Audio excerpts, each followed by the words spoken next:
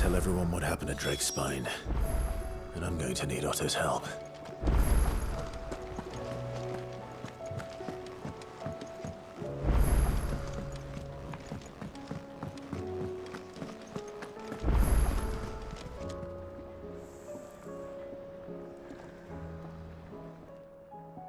Clive. Go on, then.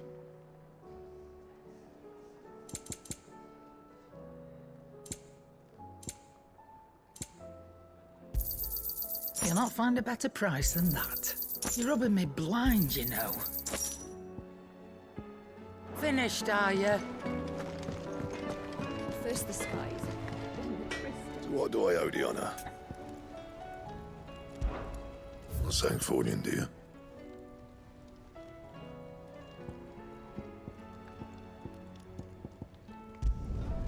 Should last you a good while.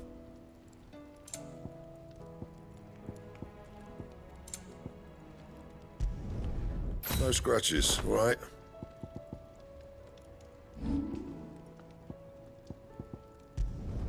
Not my best work, but it'll do. And how am I meant to do that then? You can thank me later. Anything else?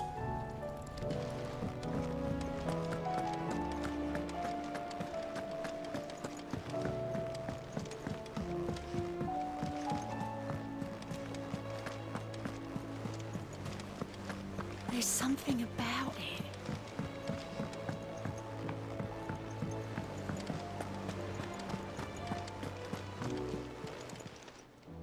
Welcome to the Patron's Whisper.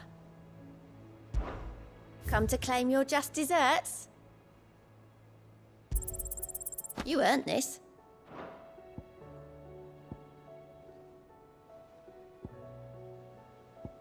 Come again. I may have more for you. Still alive, I see. Something tells me that eyesore on the horizon is your doing. How'd you manage that? It's a long story. One that I'd rather only tell once. Right. All hands on deck, then.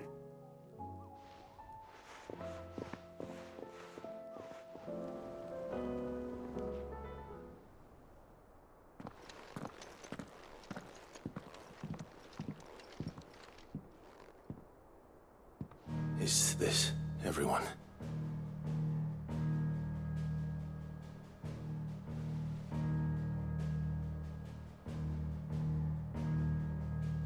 As I'm sure you've all guessed, the crystal which now commands the eastern skies was summoned by Ultima. He called it Origin. Though the significance of that name is as yet unclear. What does it matter what it's called? Its emergence tore Twinside asunder and wiped my homeland from the map.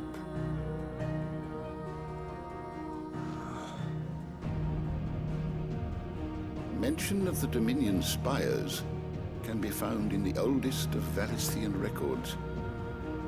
But to the best of my knowledge, none provide any hint as to their true nature. That they would prove the horns of some slumbering demon. Well, the Dominion's demise was at least quick. Elsewhere, the Republican army cannot hope to contain the chaos engulfing Randalar. Canva is in flames, and the Empire. Our allies are crying out for answers. I've sent the Cursebreakers to give them what assurances we can, but right now that amounts to fuck all. They wouldn't be able to stop what the skies have started in any case. People here and across the realm grow sicker with every passing day. Could it be that this new Mother Crystal is like the others? That it draws upon the land's ether? It certainly looked that way from stone here. If that were true, it would explain the hastening spread of the Blight since the crystal's appearance. Would it not? And as the land's ether slowly rises to the surface, it pools, corrupting all who cannot channel its energies. archay above, ether floods below, and in the middle, here we languish, hopelessly entrapped.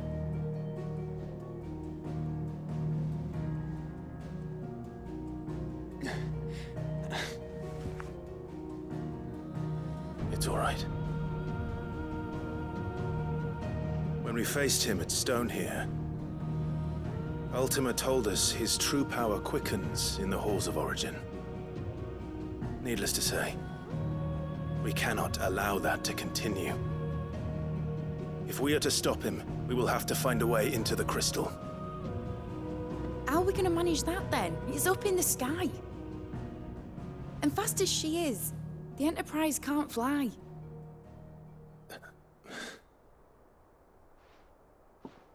It's a lot to take in, and I reckon we'd all benefit from some time to clear our heads. The answer will come to us. Don't you worry. Ain't that right, Clive? Right. That's right. Well, go on then. Bugger off.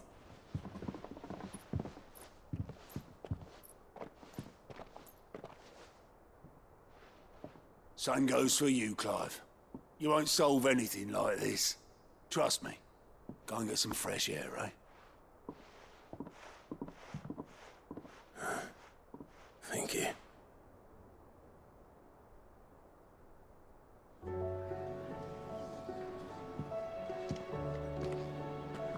Joshua seemed upset.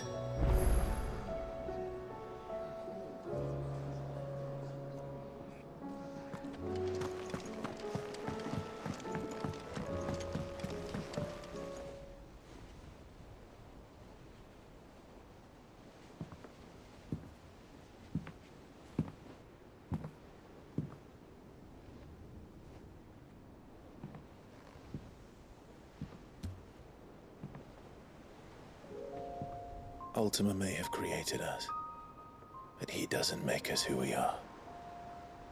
Only we can do that. And if he would have us fight for our survival, so be it. It's what we've been doing all along. Much like Ultima himself, it would seem. His new world being naught but a means to survive. And so, we must contend to decide which of us shall inherit the land. Should Ultima prevail, it will mean death for us all. Of that, we can be certain. But even should he fail, what world awaits us? A withered, godless place, where our newfound freedom will most like prove a chain in itself. Well, that may be. But a chain can always be broken. As long as one has the will to break it, it won't be easy. It may take generations. Centuries of suffering. And that is, if everyone plays their part. But it will happen. And when it does, it will be on our terms. That is the world that awaits us. Indeed. And what better world could one wish for?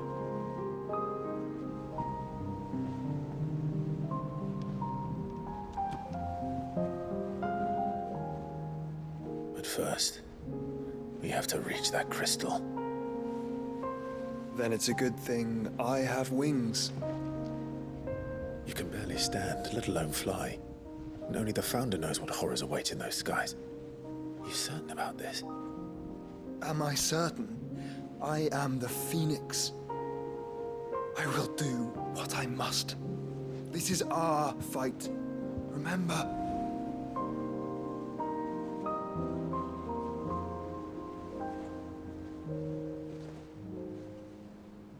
All right. I yield. But only what you must, yes? I'm still your sworn shield. That you are. And what of my wings?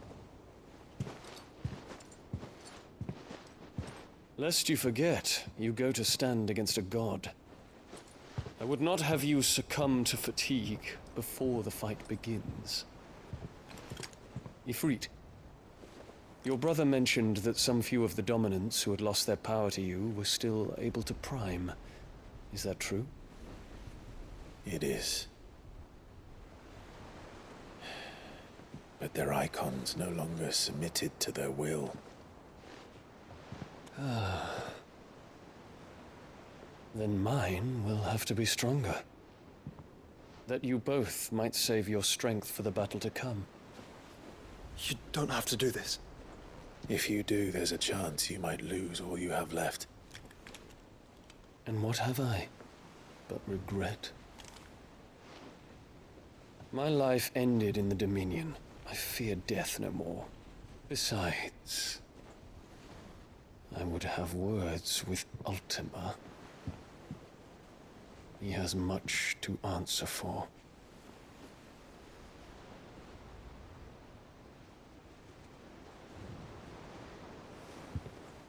We are in your debt, Dion.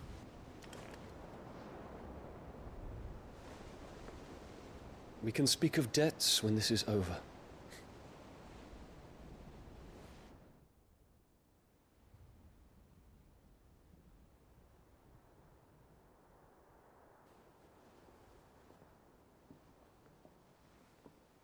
He speaks like a man who knows he's not coming back.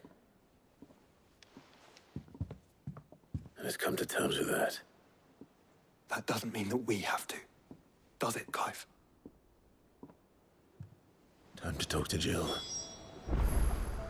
I only hope she understands.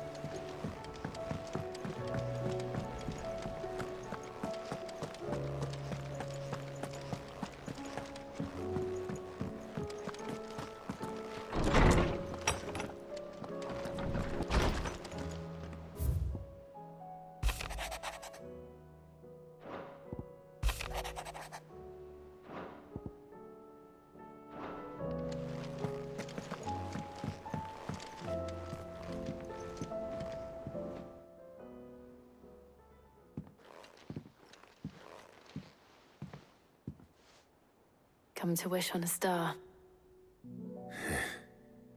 That might not be such a bad idea. This is it, Jill. You know what I have to do.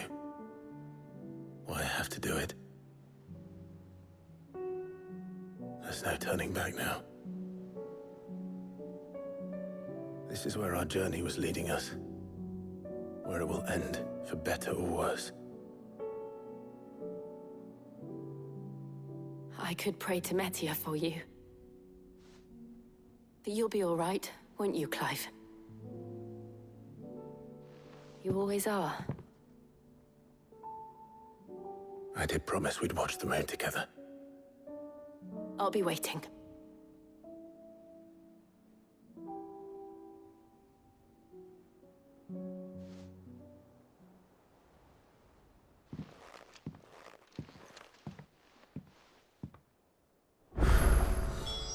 It's almost time. Better make sure I haven't forgotten anything.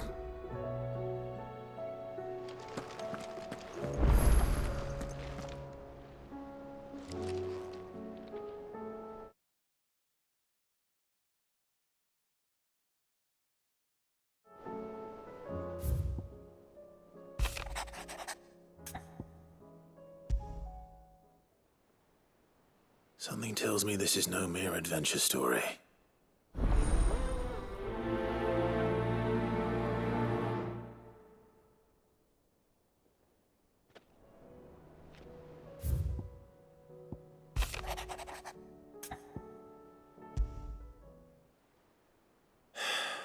What is it this time, Torgal?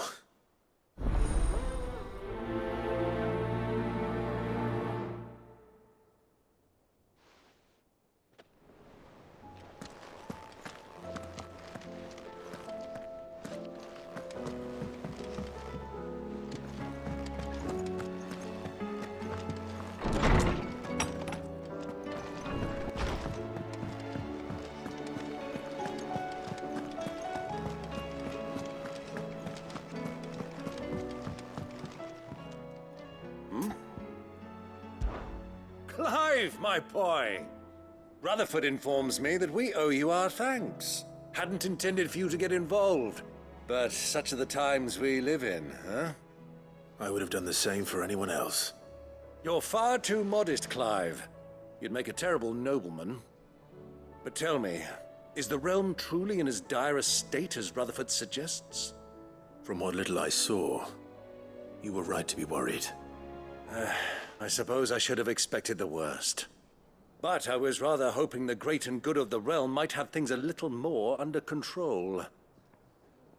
Alas, it seems that firm leadership is in short supply these days, and without it, the people are bound to lose their way. We must move quickly. But where do we start? True, the challenges that face us are many. But in my estimation, there are two key areas to be addressed before any other. The realm's armies and her larders. As you've seen firsthand, it's every man and woman for themselves out there. Certain cities have banded together to try and maintain some semblance of order, yes? But such cases are few and far between. And yet, the only remedy for the chaos that faces us is unity. A unity that transcends even the borders laid down by our ancestors. In short, if Storm does not stand together, she will fall apart. But how would one even begin to unite the realm? The armies, my boy. As I told you already, we begin by restoring order among the ranks of those sworn to maintain it. Sadly, I doubt I could convince even the lowliest gaggle of privates to dig a latrine together. But I do know someone the High Commanders have been known to listen to on occasion. Field Marshal Eugen Havel. I thought he was retired. He was, until an Akashic army tore through Randalar and killed most of the rank and file. There is no man alive more capable. Literally. And as luck would have it, I've already spoken with him on the matter. Of course you have. And he's agreed to help. On one condition. That he first speaks with you personally. Havel has always been a man of frustratingly rigid principle, and he has certain qualms about clasping arms with, well, with an outlaw. I extolled your many virtues as best I could, of course, but the old goat was adamant that he be allowed to appraise you in person. You don't mind, do you, my boy? Of course not. As long as chaos reigns, we will never build a better world. I'll do whatever it takes. And if the Field Marshal wishes to speak with me in person, then so be it. That's the spirit. I'll leave for Randalar at once. Would you send a Stolas? Of course.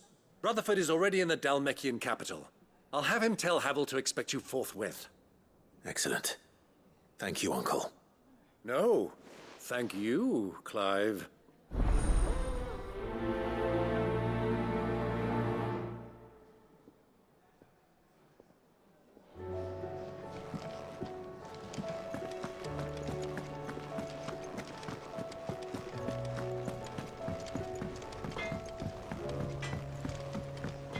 Say what you will, Lady Karen has seen our...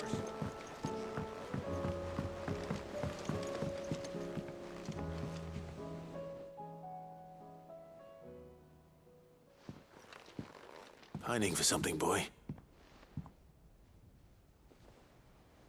What is it? What do you see out there?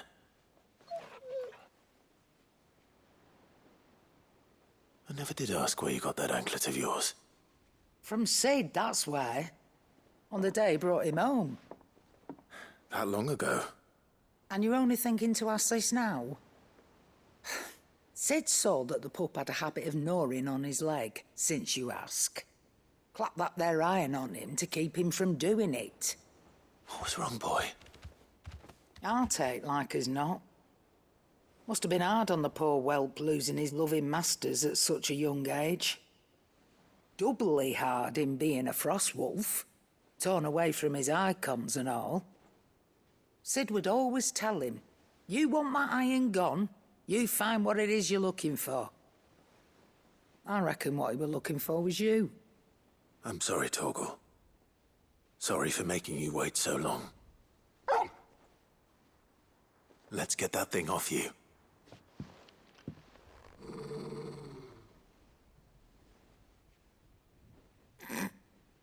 Doesn't sound like he wants it off. Indeed. You miss Sid as much as the rest of us, don't you?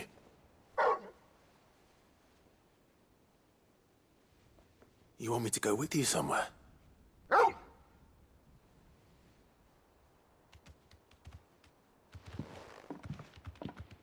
Quick, aren't you? Glad you've been paying attention. Not nearly as much as you have, Lady Karen. Aye, good thing and all. It's not like Gav would have kept him in nuts and rubbed his belly these past 10 summers. Your kindness is appreciated. You've been a good friend to him. Only because he doesn't talk back like the rest of you. Go on now.